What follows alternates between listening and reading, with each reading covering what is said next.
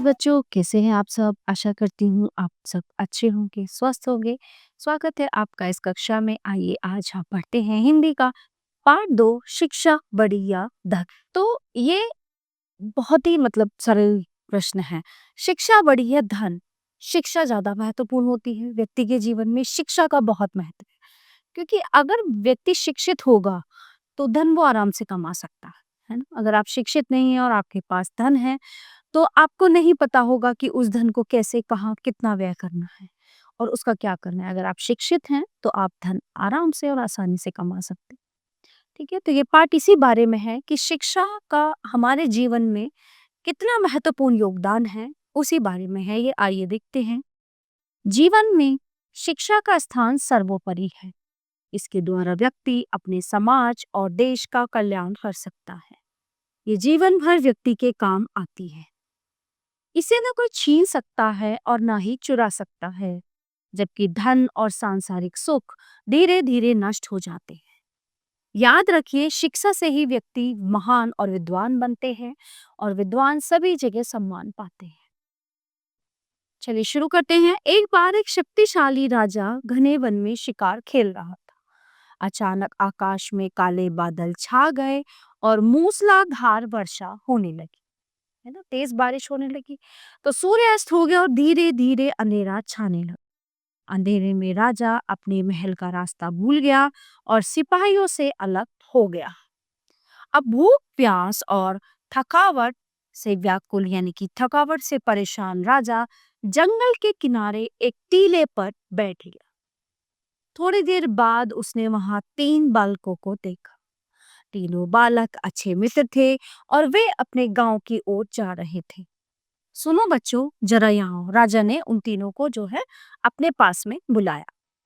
जब बालक वहां पहुंचे तो राजा ने उनसे पूछा, क्या कहीं से थोड़ा भोजन और जल मिलेगा? क्योंकि भाई बारिश हो गई थी, काफी देर हो गई थी, राजा को भूख भी लग रही थी और प्यास भी लग रही थी। मैं बहुत भूखा प्यासा हूं। तो बालकों ने उत्तर दिया, अवश्य, हम घर जाकर अभी सब कुछ ले आते हैं। वे गांव की ओर भागे और तुरंत जल और भोजन ले आए। राजा बच्चों के उत्साह और प्रेम को देखकर बहुत खुश हुआ।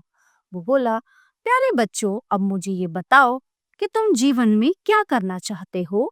मैं तुम सबकी सहायता करना चाहता हूँ। तो कुछ देर सोचने के बाद एक बालक बोला, मुझे धन चाहिए, मुझे पैसे चाहिए। मैंने कभी 2 समय की रोटी नहीं खाई है, कभी सुंदर वस्त्र नहीं पहने, कभी मैंने अच्छे कपड़े नहीं पहने, इसलिए मुझे केवल धन चाहिए। ठीक है। अब राजा मुस्कुराकर बोला, ठीक है, मैं तुम्हें इतना धन दूंगा कि तुम जीवन भर सुखी रहोगे। ये शब्द सुनते ही बालक की खुशी का ठिकाना न रहा। दूसरे बालक ने बड़े उत्साह से पूछा, क्या आप मुझे एक बड़ा सा बंगला और घोड़ा गाड़ी देंगे? तो वह उत्तर की प्रतीक्षा में सांस रोके खड़ा था। अब दोनों बच्चों ने क्या मांगा? धन और पैसा, है ना। धन, पैसा और जो है एक दूसरे ने मांगा बंगला और घोड़ा गाड़ी। अगर तुम्हें यही चाहिए तो तुम्हारी इच्छा भी पूरी हो जाएगी, राजा ने उत्तर दिया। धन्यवाद, लड़के ने कहा। उसकी आंखें चमकने लगी। आज से मेरे घर में घी के दिए जलेंगे, वो बोला।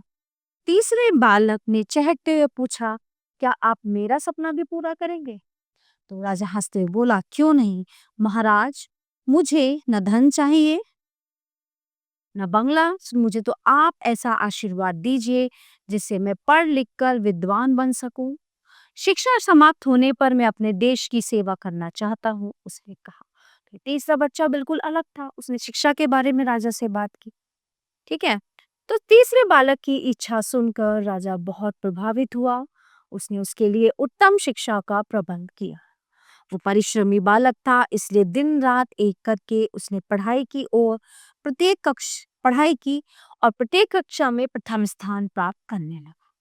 तो जब उसकी शिक्षा समाप्त हुई तब राजा ने उसे अपने राज्य में मंत्री के पद पर नियुक्त कर लिया। ठीक है। वो विद्वान था, अतः राजा तथा नगरवासी सभी उसका सम्मान करते थे। और आपने देखा होगा, जो जितना शिक्षित होगा उसका उतना ही ज्यादा सम्मान होगा, है ना। जब ज्यादा लोग पढ़ लिखते हैं, शिक्षा प्राप्त करते हैं, तो वो एक विद्वान की कैटेगरी में, विद्वान की श्रेणी में आ जाते। तो दुर्भाग्य से जिस बालक ने धन मांगा था वो बुद्धिमानी से काम नहीं ले सका। व्यापार में उसका सारा धन डूब गया और वो फिर से निर्धन यानी कि गरीब हो गया। दूसरे बालक का बंगला और गाड़ी भी एक भूकंप में नष्ट भ्रष्ट हो गए। ठीक है। तो एक दिन दोनों मित्र राज दरबार में अपने विद्वान मित्र से मिलने आए। ठीक है। तो उन्होंने उससे कहा, हम दोनों ने राजा से पुरस्कार मांगने में बहुत बड़ी भूल की। तीसरे मित्र ने उन्हें समझाते हुए कहा कि धन ऐसी चीज है, वो हमेशा पास नहीं रहता। ज्ञान जीवन भर मनुष्य के काम आता है और उसे कोई चुरा भी नहीं सकता। शिक्षा ही मानव को विद्वान और बड़ा बनाती है ना। ये बात बिल्कुल सच थी। तो अगर वो शिक्षा ग्रहण करते, पढ़ते लिखते, तो ये सब उन्हें नुकसान उठाना नहीं पड़ता। अगर आप शिक्षित हैं, आपके पास पढ़ाई लिखाई है, आप विद्वान हैं, तो आप सब कुछ अर्जित कर सकते हैं, है ना। इसलिए कहते हैं कि शिक्षा बहुत आवश्यक है। तो प्यारे बच्चों, ये पाठ यहीं पे समाप्त होता है। आशा करती हूँ आपको अच्छे से समझ आया होगा। मिलते हैं अगली कक्षा में। धन्यवाद।